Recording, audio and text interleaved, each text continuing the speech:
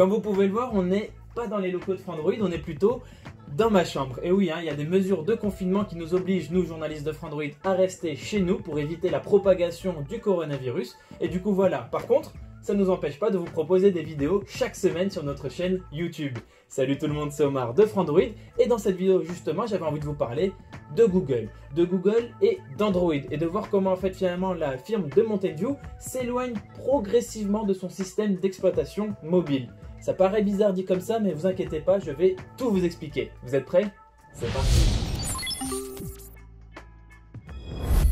Alors attention, ce que je suis en train de dire, c'est pas du tout que Google est en train d'abandonner Android, ça ce serait une erreur monumentale et je pense même que Google a fait la meilleure décision de sa vie en rachetant Android.inc, la petite startup en 2005, avant de lancer 2 ans plus tard le système d'exploitation sur nos smartphones. La réflexion que j'avais plutôt envie de vous partager ici dans cette vidéo, c'est plutôt le fait que Google, depuis quelques années maintenant, va beaucoup plus mettre en avant sa marque Google plutôt que sa marque Android. Et ça se ressent sur différents aspects. Premièrement, on peut déjà voir que les dernières mises à jour majeures d'Android n'ont finalement pas apporté de fonctionnalités révolutionnaires ou qui nous ont vraiment marqué. Ça fait quand même quelques années que Google va surtout peaufiner une recette qui est déjà bien maîtrisée. Ce que je suis en train de dire en fait, c'est qu'Android, c'est déjà un produit bien mature, bien complet et que chaque année finalement, on va juste un petit peu améliorer certaines fonctionnalités. Par exemple, Android 10, ça a permis d'avoir maintenant un mode sombre natif et aussi une navigation gestuelle et aussi un enregistreur d'écran. Mais tout ça, finalement, on l'avait déjà sur des interfaces constructeurs depuis quelques années auparavant. Donc voilà, Android, c'est juste améliorer une recette maintenant depuis quelques années. Ce passage à l'âge de la maturité pour Android, il s'est aussi ressenti quand Google a abandonné les noms de friandises qui accompagnaient traditionnellement les différentes versions de l'OS. Vous vous rappelez, on avait Android KitKat, on avait Android Oreo, Android Pie, Android Nougat. Tout ça c'est fini. Maintenant on a juste Android 10, on aura juste Android 11, Android 12, juste des chiffres qui montrent bien que oui, Android est juste un produit maintenant bien mature et beaucoup plus sérieux. Il y a d'autres points aussi où on peut voir que Google préfère mettre sa marque Google en avant plutôt que celle d'Android. Je pense notamment à l'application Android Message pour les SMS qui est devenue Google Message. C'est la même application mais elle a juste changé de nom pour mettre Google en avant. Et on a ce même schéma qui s'est répété aussi avec Wear OS qui était avant Android Wear pour les montres connectées. Et aujourd'hui ça s'appelle Wear OS by Google dans sa version complète.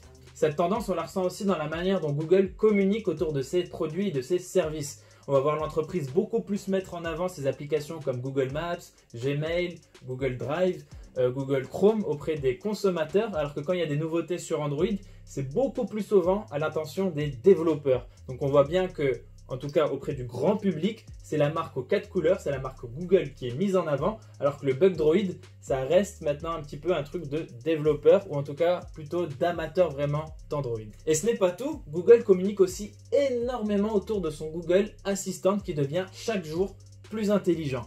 Et ça, c'est pas anodin, on avait discuté avec un responsable de Google Assistant qui nous avait dit que le but de l'entreprise, c'était de faire en sorte que Google Assistant, qui est aujourd'hui un petit peu un gadget, qui est sympa à avoir sur son smartphone, devienne dans les années à venir un objet, un outil indispensable. Du coup, quelle est la stratégie qui se dessine ici? Alors, c'est que mon avis, mais je pense en fait que Android a surtout servi à Google à répandre ses services un peu partout. En fait, avec un Android open source, un Android qui est adaptable par chacun, tout le monde qui n'a pas un iPhone, presque tout le monde en tout cas, a un smartphone Android. Et grâce à ça, après, Google a pu pousser ses services, a pu pousser très facilement ses applications pour que les gens se rendent compte que l'écosystème Google, c'est super cool en fait. Donc Android, c'est finalement l'outil de propagation, alors que le vrai centre d'attention de Google, ça va être plutôt ses applications. Et encore une fois, Google Assistant qui est au cœur de sa stratégie. Et à la fin, tout ça, ça sert à quoi finalement? Justement, je l'ai dit, on a parlé d'écosystème Google. Et justement, Google va miser sur cet écosystème que tout le monde connaît finalement. Tout le monde a eu en main Android, tout le monde connaît les applications Google. Du coup, à la fin, tout le monde va connaître les produits Google.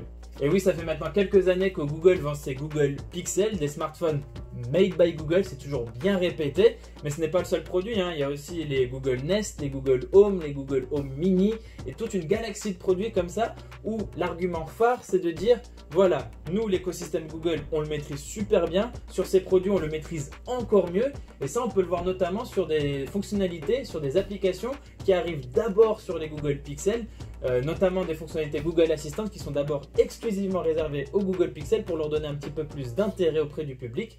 Et ça, c'est une stratégie importante pour Google, c'est de voilà, vous voulez la maîtrise Google, vous voulez l'écosystème Google peaufiné à fond, achetez nos produits. Donc voilà, l'idée de cette vidéo, c'était surtout de montrer que Google misait essentiellement sur ses applications, ses services, beaucoup sur Google Assistant et aussi sur ses produits matériels.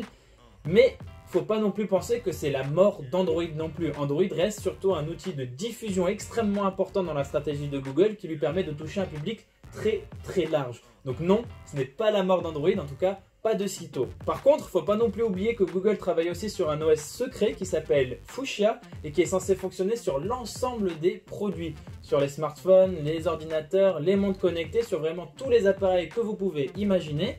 D'ailleurs, on avait fait une vidéo à ce sujet il y a bien longtemps quand le confinement n'était qu'une très lointaine histoire, on n'en parlait même pas, on savait même pas ce que c'était. Mais voilà, Fuchsia, ça va peut-être remplacer Android, en tout cas ça prouve surtout qu'Android n'est pas éternel.